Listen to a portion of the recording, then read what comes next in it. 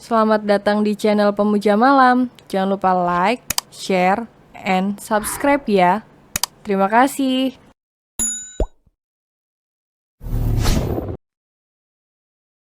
Chapter 14. Karena menikah bukan ajang untuk coba-coba. Tapi sebelum itu Patrio sempat berbincang sebentar dengan komandan polisi.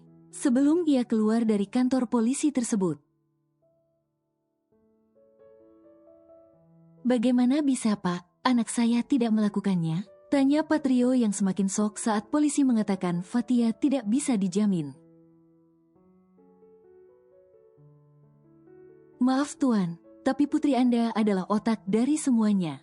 Otomatis hukuman yang paling berat adalah putri Anda. Jawab komandan polisi. Lagi Patrio dibuat shock dengan kabar ini. Kemudian ia pun keluar dari kantor polisi sambil menggendong istrinya. Sementara di dalam ruang tahanan, Fatia tidak hentinya menangis. Ia jerit minta dibebaskan. Namun siapa yang peduli? Tidak ada yang kasihan kepadanya. Bahkan sipir penjara pun tidak menoleh sama sekali. Mereka menutup mata dan telinga mendengar jeritan Fatia yang melengking. Di bagian lain, 4 pria bayaran Fatia juga menyesali dirinya. Karena iming uang mereka rela melakukannya. Kini keempat pria itu meringkuk di penjara. Sementara Alvaro dan Abe sudah tiba di rumah. Keduanya langsung menemui Sunita di warung. Ternyata ada Safa di warung tersebut. Sejak tadi ia menunggu Abe. Alvaro tidak jadi mampir lama-lama. Apalagi saat melihat Safa selalu memperhatikan dirinya. Abe bukan tidak tahu jika sepupunya itu menyukai pacarnya. Aku pamit dulu kalau begitu. Masih ada urusan penting yang harus dikerjakan. Ucap Alvaro berpamitan. Tidak lupa ia mencium tangan Sunita. Kemudian mengelus rambut lalu ke pipi Abe. Alvaro tidak berani mengecup kening Abe di depan calon mertuanya. Aku pulang dulu. Abe pun mengangguk. Beberapa orang pembeli pun kagum melihat perlakuan manis Alvaro pada Abe. Meskipun bukan adegan romantis. Namun di mata mereka, itu adalah hal yang romantis. Kemudian Alvaro pun melangkah pergi dari situ. Namun baru beberapa langkah, Alvaro kembali berhenti. Tunggu, boleh aku pulang bareng? Tanya Safa. Maaf kita beda arah, lagi pula kamu bawa mobil sendiri. Jawab Alvaro tanpa menoleh ke lawan bicaranya. Kemudian Alvaro langsung masuk ke dalam mobil dan secepatnya pergi dari situ. Sombong sekali, begitukah orang yang kamu jadikan pacar? Tanya Safa pada Abe. Iya, dia memang sombong pada orang lain, tapi tidak denganku. Bahkan dia tidak segan menamparkan atau memukul orang yang dia tidak suka. Terutama cewek ganjen, jawab Abe menohok. Padahal dalam hati, Abe ingin sekali tertawa saat melihat reaksi Safa yang bergidik ngeri. Para pembeli yang notabene-nya wanita pun bergidik mendengarnya.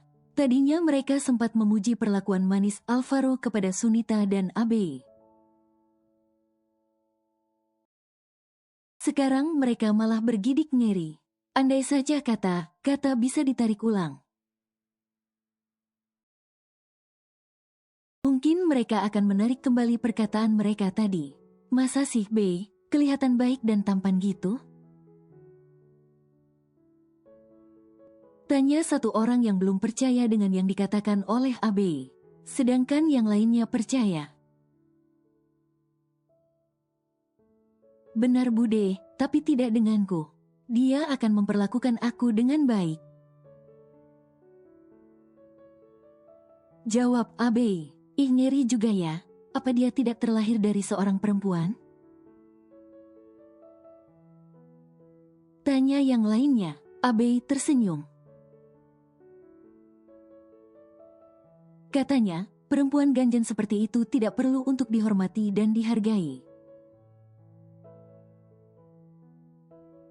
Hempaskan saja, itu katanya. Mereka manggut. Sementara Safa merasa sangat dongkol mendengar cerita Abe. Kemudian ia pun pamit karena tidak tahan berlama-lama di sini. Safa, kok buru-buru? Tanya Abe. Aku ada urusan, jawab Safa, lalu pergi tanpa salaman atau apapun. Karakter Abe dan Safa sangat jauh berbeda bagaikan langit dan bumi. Safa lebih muda 2 tahun dari Abe. Dan sudah terbiasa hidup mewah dan selalu dimanja. Apa gak keterlaluan nak ngerjain Safa? Tanya Sunita. Biarkan sajalah Ma, kalau dibiarkan nanti ngelunjak. Jawab Abe. Jadi itu tadi tidak benar toh? Tanya emak yang sedang menunggu pesanannya. Abe tidak menjawab, ia hanya tersenyum. Melihat senyuman Abe, para emak pun mengerti. Karena mereka juga punya mata. Jadi bisa melihat jika Safa itu menyukai Alvaro. Beruntung banget kamu, Be. Dapat cowok tampan udah gitu kaya. Dan kamu juga cantik, tapi sayang jarang berdandan jadi tertutup kecantikannya. Ucap salah satu dari mereka. Sunita pun sudah selesai membungkus pesanan mereka. Satu persatu mereka membayar pesanan tersebut lalu kembali pulang. Bagaimana Ma? Apakah laris hari ini? Tanya Abe. Alhamdulillah, selalu ada pembeli 1-2 orang. Jawab Sunita. Abe kemudian masuk ke dalam sebuah kamar kecil di warung tersebut. Kamar itu khusus untuk mereka sholat saat berada di warung. Sementara Sunita menunggu pembeli yang datang. Baru nanti mereka bergantian untuk melakukan sholat. Hari berganti. Abe sudah kembali harus bekerja. Selama ia bekerja, perekonomian mereka pun meningkat. Sunita tidak mau lagi menerima uang pemberian raksa. Meskipun mereka saudara, namun Sunita juga harus tahu diri. Abe baru saja tiba di perusahaan. Kali ini ia datang sedikit terlambat dari biasanya.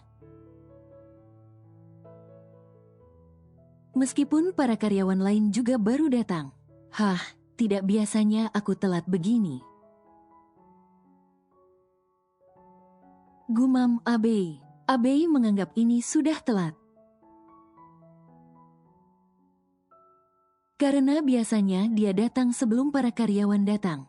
Tidak biasanya juga, Abe mengantuk setelah sholat subuh.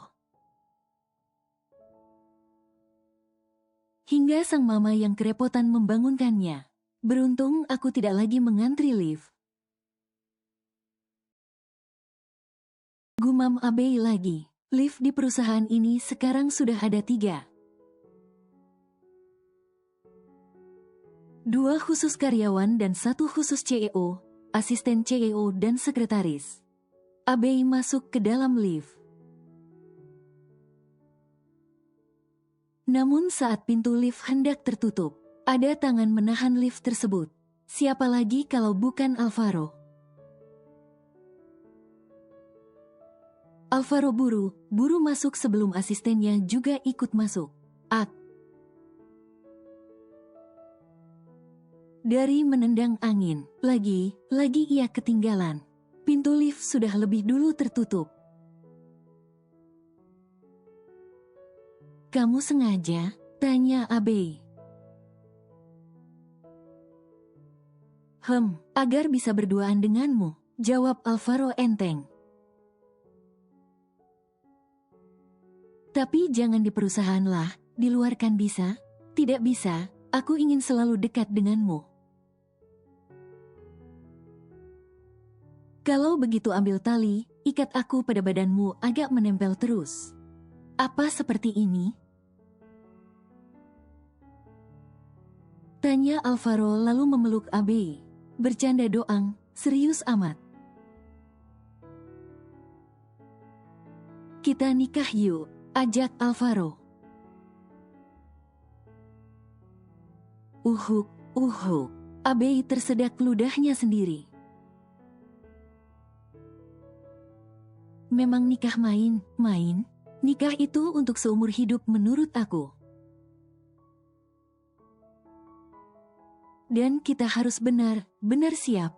Aku tidak ingin apa yang terjadi pada mamaku, juga terjadi padaku.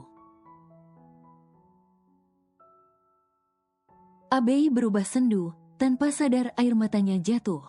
Alvaro semakin mengeratkan pelukannya berharap bisa memberikan ketenangan dalam diri Abe. Hingga mereka pun tiba di lantai 20. Alvaro pun perlahan melepaskan pelukannya saat pintu lift terbuka. Meskipun Dari sudah mengetahui hubungan mereka, tapi keduanya tidak ingin memperlihatkan di depan Dari. Keduanya berjalan beriringan, karena di ruangan ini tidak ada siapa. Sementara Dari belum sampai ke lantai tempat mereka bekerja. Abe duduk di kursi kerjanya. Seperti biasa jika hari ini akan sedikit sibuk. Apalagi pekerjaan Alvaro masih menumpuk. Karena beberapa hari ini ia kurang konsentrasi saat bekerja. Jadi pekerjaan kadang terbengkalai. Yang menjadi korbannya adalah Abe dan Dari. Pasti mereka berdua yang akan menyelesaikannya. Dan si bos hanya tinggal menandatangani berkas tersebut. Kamu tidak apa-apa? Tanya Alvaro. Abe mengangguk. Aku baik saja. Aku orangnya profesional kok. Tenang saja, aku masih bisa melakukan pekerjaan dengan baik. Tapi yang tadi aku serius. Aku hanya akan setia pada satu orang saja. Masih banyak yang harus kita benahi, dan jangan terburu-buru. Sabar ya, karena menikah bukan ajang untuk coba-coba. Aku mengerti. Selamat bekerja. Alvaro pun segera masuk ke ruang kerjanya. Sementara Abe akan melakukan pekerjaannya. Pagi. Sapa Dari, Abe pun mendongak kemudian tersenyum. Ya pagi. Jawab Abe. Dari langsung berlalu begitu saja. Abe juga tidak peduli mau disapa atau enggak. Baginya tidak apa-apa. Bos, hari ini wawancara penerimaan karyawan baru. Lapor Dari saat masuk ke dalam ruang kerja Alvaro. Siapkan semuanya, kita akan memilih yang kompeten dalam bekerja. Baik bos, saya akan kerjakan. Dari meminta Abe untuk membantu mengerjakan berkas tersebut. yang nantinya akan diberikan kepada pelamar baru untuk dirinya tes sebelum diterima. Jam 10 pagi, mereka pun ke ruangan HRD untuk wawancara karyawan baru. Ada 70 pelamar yang datang, terdiri dari pria dan wanita. Alvaro, Abe dan Dari pun masuk ke dalam ruangan tersebut. Para pelamar perempuan yang menunggu di luar ruangan memandang tak berkedip beberapa detik. Saat melihat Alvaro dan Dari berjalan melewati mereka, sementara pelamar laki-laki memandang Abe dengan tatapan kagum. Karena Abe yang sekarang bukan seperti yang dulu sewaktu sebelum bekerja di sini. Meskipun berpakaian murah, namun Abe terlihat elegan. Dengan bentuk tubuhnya yang mendukung apapun yang ia kenakan, para pelamar dites dengan mengerjakan berkas yang sudah dibuat oleh Abe. Dan sudah difotokopi tentunya, kemudian diberikan ke setiap pelamar yang datang. Sekarang kerjakan berkas tersebut dengan benar, perintah Alvaro. Alvaro sengaja turun tangan langsung untuk memilih karyawan tersebut, bukan karena penampilan, tapi karena kepintaran. Mereka pun mengerjakan berkas tersebut. Sebenarnya berkas itu tidak penting. Hanya untuk menguji kecekatan mereka dalam mengerjakan sesuatu. Bagaimana menurutmu?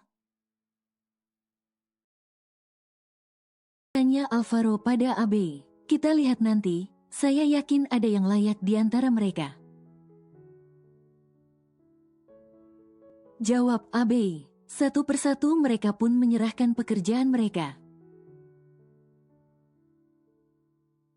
Dari 70 orang, yang terpilih hanya 3 orang. Yang lain kurang memuaskan bagi Alvaro. Baiklah, untuk yang tidak lolos di tahap ini jangan kecewa. Mungkin di tempat lain kalian bisa. Kata Alvaro. Mereka pun keluar karena tidak lolos. Yang tersisa 3 orang pun kembali dites. Karena yang diperlukan hanya 1 orang.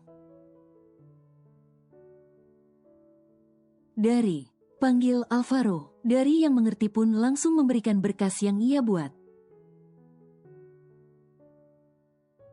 Kerjakan, perintah Alvaro. Ketiga orang itu pun mengerjakan dokumen tersebut. Dan Alvaro melihat ada 1 orang yang nampak cekatan dalam bekerja. Sepertinya kita sudah menemukan orangnya, bisik Alvaro pada Dari. Tuan benar, sepertinya yang tengah itu lebih cekatan dalam mengerjakan sesuatu. Balas Dari. Setelah selesai mereka pun diberikan penjelasan oleh Dari. Dan keputusan mereka adalah seorang pemuda dengan pakaian sederhana, tapi rapi. Kamu, siapa namamu? Tanya Alvaro. Ramadan Tuan, jawabnya. Besok kamu sudah mulai bekerja. Dan untuk kalian berdua, mohon maaf kalian tidak lolos. Ucap Alvaro. Keduanya tertunduk lesu.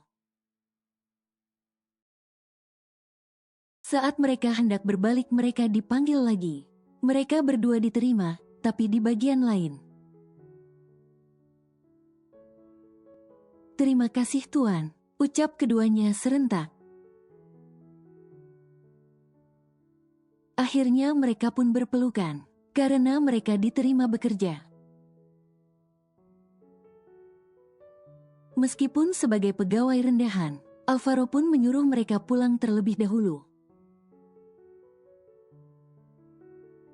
Dan besok mereka sudah masuk kerja seperti biasa. Sebelum keluar, Rama sempat melirik Abei. Sejak tadi ia diam memperhatikan Abei. Dan Abei tidak menyadari itu. Alvaro yang menyadarinya merasa panas. Tapi dia harus profesional. Bisa ketahuan kalau dia cemburu. Sekarang kita cari makan di restoran terdekat, kata Alvaro. Abei dan Dari mengangguk.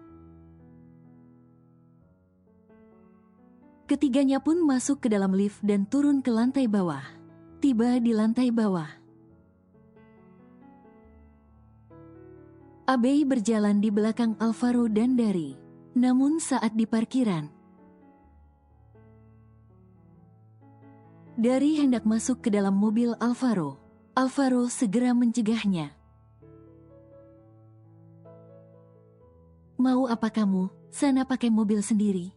Abei, kamu ikut aku, pinta Alvaro. Dari mendengus kesal.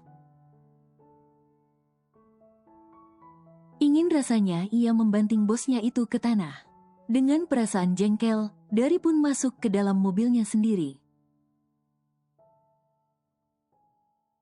Tidak ada yang curiga antara Abei dengan Alvaro. Mereka mengira bahwa Abei hanyalah bawahan dari bos mereka itu. Lagi pula, saat jam makan siang para karyawan semuanya ke kantin. CCTV, Alvaro tidak peduli dengan adanya CCTV. Paling yang terekam saat mereka di luar mobil. Di dalam lift dan ruang kerja Alvaro tidak ada CCTV-nya. Bos, mengapa Tuan Dari disuruh pakai mobil sendiri? Tanya Abei. Biar tidak mengganggu, jawab Alvaro. Abei tidak lagi bertanya. Abei suka saja memanggil Dari. Kadang memanggilnya Tuan, kadang menyebut namanya saja. Yang penting nyaman baginya. Alvaro melajukan mobilnya saat keluar perusahaan. Di belakang mobil Dari menyusul. Hanya 10 menit berkendara, mereka sudah tiba di restoran tersebut. Ketiganya masuk dan disambut ramah oleh pelayan restoran. Apalagi mereka semua berpakaian formal. Silahkan Tuan, Nona, ucap pelayan sambil menyuruh mereka duduk. Terima kasih, ucap Abei. Kemudian pelayan menyerahkan buku menu kepada ketiganya. Abei melihat menu tersebut. Mbak, saya ini aja deh, ucap Abei menunjuk makanan pada gambar tersebut. Saya samakan dengan dia, ucap Alvaro. Saya yang ini, tunjuk Dari pada gambar berbeda. Baik Tuan, Nona mohon ditunggu, ucap pelayan sopan. Kemudian ia pun pergi untuk menyiapkan pesanan pelanggan. Beberapa menit kemudian, pesanan mereka pun tiba. Saat mereka hendak makan, tiba ada seseorang mendekati mereka. Alvaro pun melepaskan sendok yang ia pegang. Dengan tatapan tajam, ia menatap orang itu. Cantika, kamu juga di sini? Tanya Farel. Ya, kami sedang makan. Kamu sendiri? Aku juga ingin makan. Kok bisa ke sini? Bukankah rumah sakit tempatmu bekerja jauh dari sini? Tanya Alvaro yang mulai tidak senang. Dari tersenyum melihat wajah bosnya yang terlihat tidak baik-baik saja. Ia mengerti jika bosnya itu sedang cemburu. Tapi Dari tidak tahu siapa pria di depannya ini. Kalian saling kenal? Tanya Dari memastikan. Ya, kami dulu satu kampus beda jurusan. Jawab Farel. Kamu belum jawab pertanyaanku?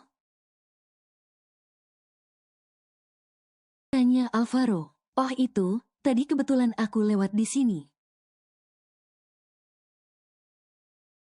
Namun siapa sangka malah bertemu Tika. Jawab Farel. Ini orang sepertinya sengaja mengikuti kami. Batin Alvaro. Sementara Abe tidak berkata apa-apa. Ia hanya sibuk makan tanpa mempedulikan mereka yang bersih tegang. Alvaro sampai kehilangan selera makannya karena kehadiran Farel. Alvaro terus menatap tak bersahabat pada Farel. Alvaro menganggap di depannya ini adalah rivalnya. Farel masih setia berdiri di depan mereka. Hingga pelayan datang menyapanya. Ada yang bisa saya bantu, Tuan? Tanya pelayan wanita itu. Ya, saya mau pesan makanan yang sama dengan dia. Jawab Farel menunjuk Abe. Farel kemudian duduk. Kebetulan kursi ada 4 dalam satu meja. Alvaro semakin panas dibuatnya. Terlihat jelas jika ia benar-benar cemburu. Jika tidak di dalam restoran. Sudah aku tonjok nih anak. Kemudian aku tenggelamkan kepalanya ke gat. Batin Alvaro. Tika, kita kan pernah dekat. Mengapa kamu menjadi seperti ini? Tanya Farel.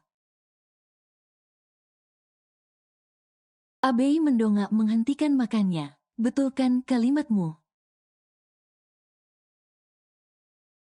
Kita hanya satu kampus dan beda jurusan.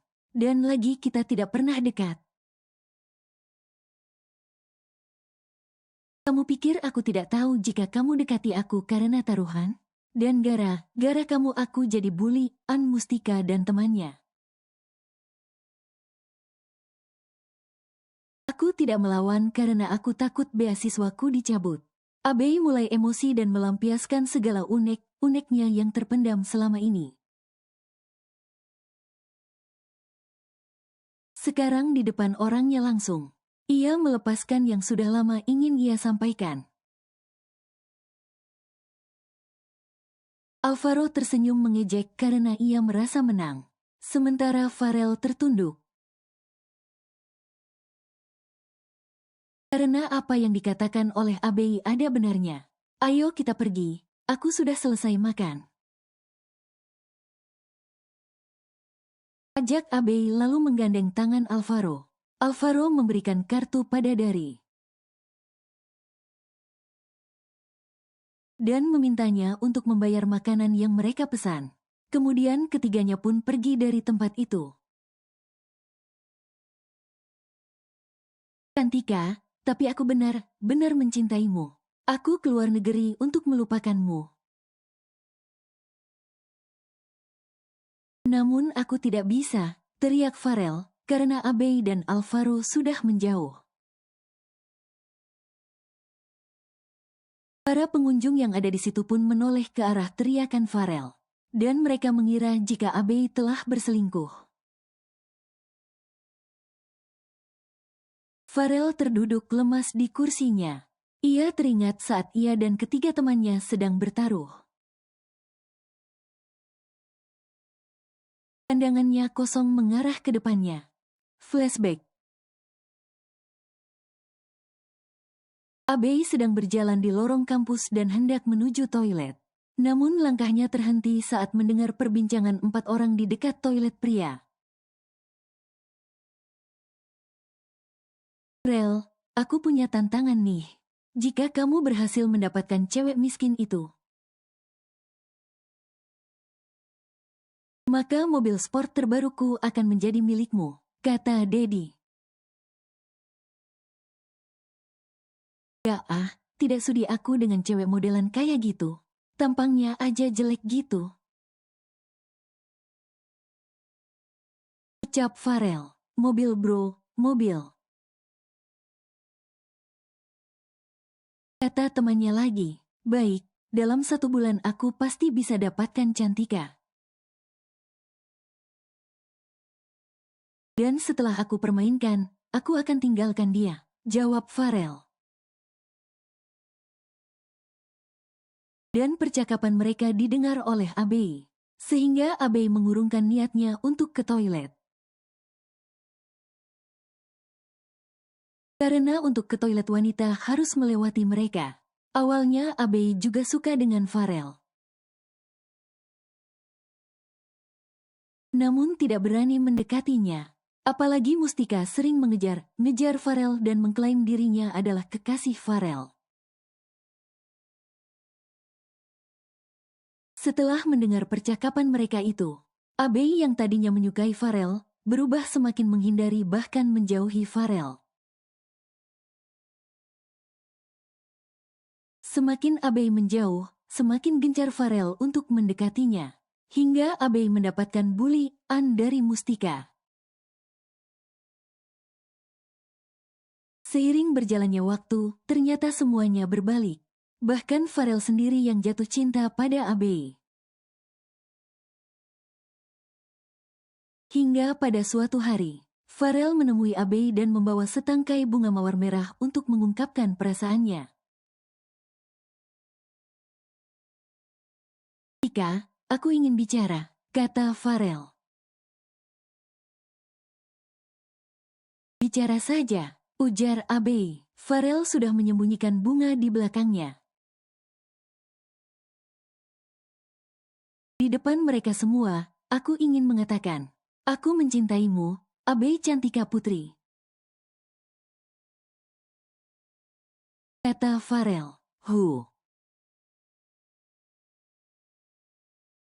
Mereka semua yang ada di situ bersorak. Mereka meminta Abe untuk menerimanya. Maaf, kamu bukan tipe cowok idamanku, ujar Abe tanpa ekspresi. Kemudian ia pergi dari situ tanpa menoleh sedikit pun ke belakang. Semua yang ada di situ terdiam. Mereka tidak menyangka cowok tertampan di kampus mereka ditolak oleh seorang cewek miskin. Farel juga tidak bisa berkata apa lagi. Ia hanya terduduk di lantai dan membuang bunga yang sudah ia siapkan. Sejak hari itu, Farel tidak lagi berkuliah di tempat itu. Abe tidak peduli, tapi Mustika semakin gencar membulinya.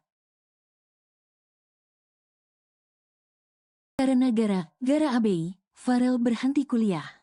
Flashback end. Farel meletakkan uang 100.000 2 lembar di atas meja untuk membayar makanan yang belum ia sentuh. Kemudian ia pun pergi dari tempat itu. Awalnya ia ingin mengikhlaskan Abe bersama pria lain. Namun tidak bisa. Kata ikhlas hanya diucapkan dengan bibir, tapi hati berkata lain. Sementara Abe sudah berada di ruang kerja Alvaro. Alvaro memeluk Abe dari belakang. Abe terdiam saja saat dipeluk. Aku lihat dia begitu mencintaimu, kata Alvaro memancing Abe. Jadi bos ingin melepaskan saya?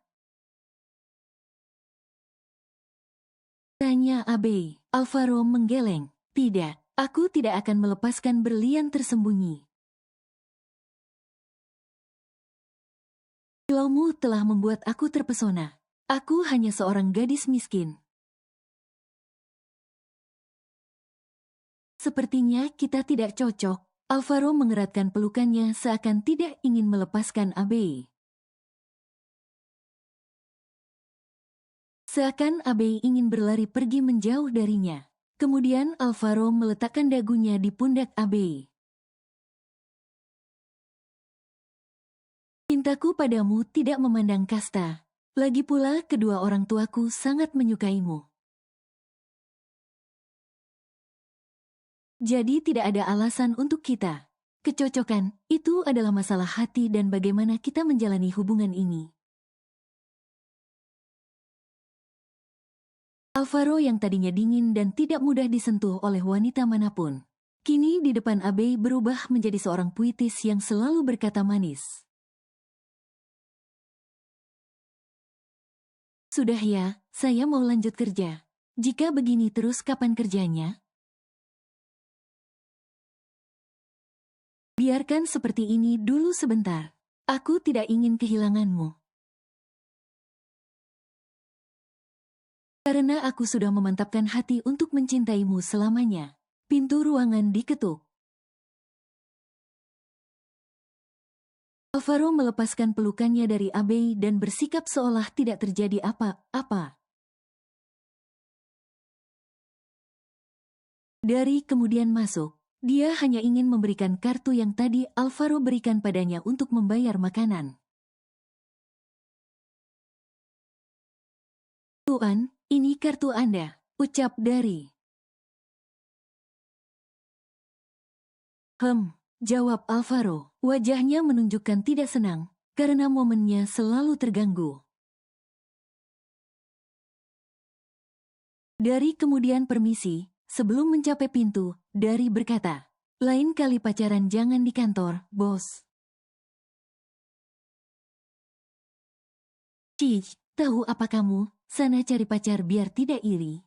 Dari tidak menjawab, ia hanya langsung keluar dari ruangan itu. Abe juga ingin keluar, tapi ditahan oleh Alvaro. Mau kemana? Tanya Alvaro. Mau lanjut kerja, nanti tidak selesai.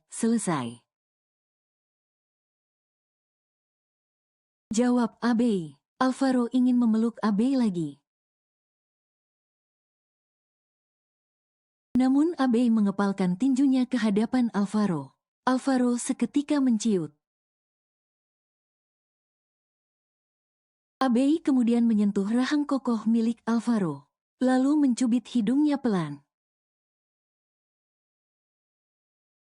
Abe kemudian mengecup pipi Alvaro. Sudah, aku mau lanjut kerja. Abe segera berlalu dari situ.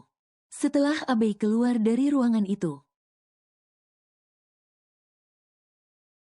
Alvaro bersorak senang tanpa sadar ia melompat dan menjatuhkan dirinya di sofa. Lalu berbaring di sofa. Belum pernah aku sebahagia ini. Gumamnya. Alvaro bangun. Ia ingin menyelesaikan pekerjaannya secepatnya agar bisa pulang lebih cepat. Agar banyak waktu berdua dengan sang kekasih. Dunia Alvaro kini sudah dipenuhi bunga cinta. Hatinya yang dulu dingin kini sudah menghangat sejak ia jatuh cinta. Dan itu dengan sekretarisnya sendiri. Abe sudah menyelesaikan pekerjaan dengan baik. Kemudian ia meregangkan otot tubuhnya yang terasa pegal. Setelah itu barulah ia merapikan berkas yang sudah ia kerjakan. Abe menyimpannya di laci meja dan menguncinya agar tidak hilang. Meskipun belum pernah kejadian seperti ini. Namun Abe tetap waspada, bos. Sapa Abe saat Alvaro berjalan menghampirinya.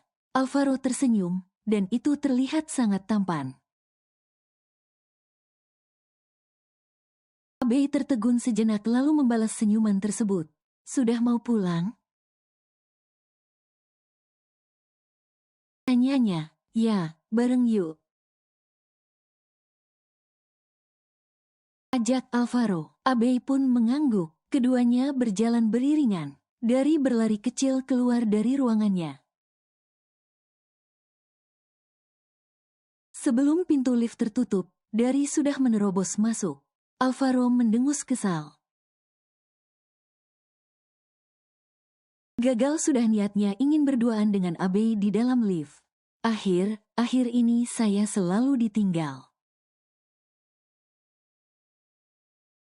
Curhat Dari seolah melepaskan unek-uneknya yang selalu terlambat saat hendak memasuki lift. Alvaro tidak menanggapi. Ia hanya menatap wajah cantik gadis di sampingnya ini. Dari menoleh ke belakang. Kemudian ia bergidik melihat bosnya yang jarang tersenyum tiba-tiba sering tersenyum. Dari mengusap tengkuknya sendiri. Entahlah, tiba-tiba ia merinding di dalam lift. Hingga pintu lift terbuka. Dari cepat keluar dari situ. Abe keluar paling belakang. Seperti biasa, seperti tidak saling kenal. Kali ini Alvaro tidak mengikuti Abe pulang. Karena Abe memintanya untuk tidak mengikutinya. Alvaro awalnya membantah. Tapi yang namanya Abe, keras kepala. Akhirnya Alvaro pun mengalah dan membiarkan Abe pulang sendiri. Keduanya berpisah saat keluar dari gedung perusahaan. Abe melajukan motornya tanpa menoleh ke kiri dan kanan. Hingga ia tidak menyadari jika ada mobil mengikutinya. Setelah cukup jauh Abe mengendarai motornya. Barulah ia sadar jika ada yang mencurigakan dari mobil di belakangnya itu. Abe menoleh ke kaca spion.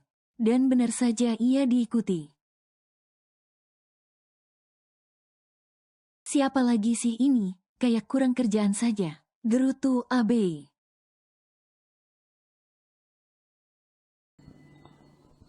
Bersambung.